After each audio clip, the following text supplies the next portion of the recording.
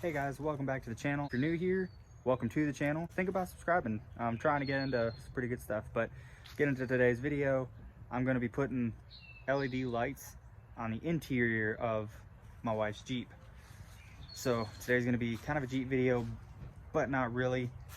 I'm putting these lights in, but I'm going to kind of go through the steps on putting it in something like this, and then the truck, and what I can do. There's about 2 or 3 different ways you can do it, but the way I do it, I feel like is probably one of the best, I would guess.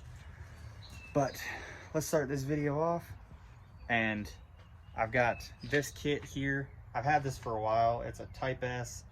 My wife bought it at Walmart, and I actually had it installed in the silver car originally, and took that out, put it in one of my old cars, and now I'm putting it in the Jeep. So this kit has been great. I'll leave a link to it in the description. I actually found it on Amazon, the exact same kit. So I mean, it's been in 3 different cars, and we've had it for, I'd probably say, about 3 years now, and it still works. So it's definitely a good quality kit. And it's got these little snaps, and it's got the wires. You just run them to wherever you want them to go, and I don't think it'll be that bad. So let me show you how I'm gonna put it in this Jeep, and I'll walk you guys through it. All right, so here's the whole control module of the operation. You can use it with the button, but I'm actually gonna hide this away. But you can also use it with an app.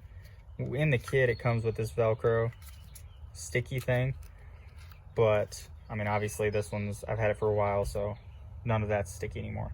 But it comes with 2 different types of plugs too. It comes with this one, which you can wire in, which is what I'm gonna do. And it also comes one with, you can plug into your cigarette lighter and just kind of use it like that. But since this is gonna permanently be in the Jeep, I'm just gonna wire this in. And where I wire it into is actually wired into the accessory cigarette lighter. And there's sometimes 2, and this one is on all the time, and this one's only comes on with accessory. So plug this in, you can see the Jeep's off, and that turns on. You pull this out, put it in there. Now let's turn the key on, and now that comes on. So it's real easy. I mean, if you don't have one of those, you can get like a test light, and after you pull this off, figure out which one does it. Not all of them will have a constant, at least I don't think so, but I know this one does. So I'm gonna tap into that one, so that way the lights will turn on and off with the Jeep. So that way you don't have any battery drainage issues, nothing like that. And it's real easy. I'll show you how to do that. But you can see down in here, I'm probably gonna tuck it up in here and have the cords kind of go along here, and then have, because the front ones are gonna go up under the dash, and then the back ones are probably gonna come up either under this seat or under that seat. I haven't really figured it out. It'll probably be under that seat, but they'll just come up kind of under the console. So it's kind of the same with this one. I had this one tapped into that back there, and this whole cubby comes out as a unit. So this one was actually a lot easier to get into. And these side pieces come off, so you can just route the wires wherever you need them to. And then, and here we are in the truck. As you can see, this one, that's a constant. And I've never actually tried this one, but I think this one's the one, the accessory. So that's what I would tap into in this one. And then that's all just back in this panel. It's real easy to get to. You don't have to worry about going through the firewall, because there's 3 ways you can do it. The cigarette lighter way, which it just plugs in and then it's connected. Tap into the wires back there, which is what I'm gonna do. And I mean, you can technically run it straight off the battery, but I don't really recommend doing that, because that's when you get into battery drainage issues. It's probably not bad, but I haven't had very much luck with alternators and batteries, as if you've seen my last video, you know the truck. So I'm just gonna do it the way that I know. It's tried and true. I've done it on silver car. Now I'm doing it on the Jeep. I did it on my last Altima. It works fine. So I'm gonna do that. I'm gonna kind of show you guys how to get this off, show you guys how to wire it in, and show you guys what it looks like, how I route the wires, how I mount them up. I'll probably have to do something with tape, figure out a way to make this sticky again because it's not sticky anymore. It'd probably be best to use like 3M tape, like get the double-sided 3M tape. You could just stick it on there, but I didn't do that, so I'll figure it out. But I'll show you guys. I'll be right back. So after you get this piece off, which just pulls up from the back and kind of slides forward, you're gonna have these two 7mm. So you're just gonna zip those off.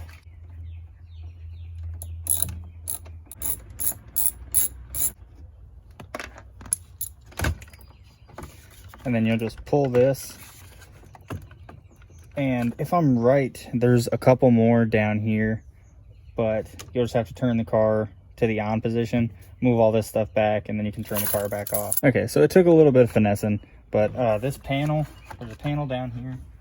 It's right here. It pops off from the top.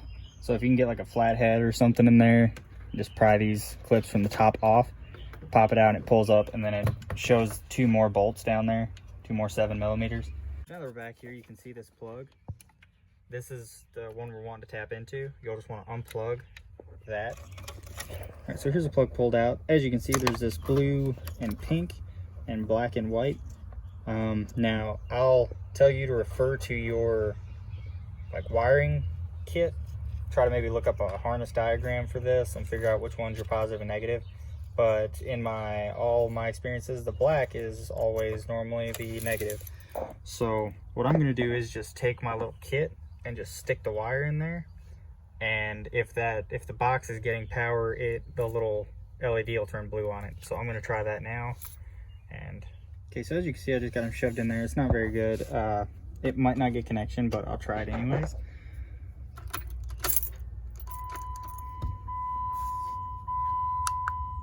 And as you can see, nothing. So I don't know if I have good enough connection in there. I'll try it again and come back to you guys. All right, guys, as you can see, it's gotten a little dark outside. I actually had to go find all the wires for this. I actually had to go take apart the silver car because they were originally going to go back in there. But I went and hooked this up to the battery itself because I couldn't get a good enough connection on that just to test it before I wired it in. And I've got this is my positive, and then this complete black one is the negative. So I'm gonna go ahead and strip these little wires back and then put them together, and then before I tape or do whatever, I'm just gonna electrical tape, but you can do whatever. It's probably best to use little crimp connectors, but I'm just gonna tape them. So I'm gonna go ahead and cut this off, not off, but strip that wire back a little bit and connect it, see if I can get this to turn on. All right, as you can see, it's flashing now. I got those just sitting there, just testing them. So that's good. I'm gonna go ahead and tape that up, and then after that, the hardest part mainly is done. Then it's just running it to wherever you want it.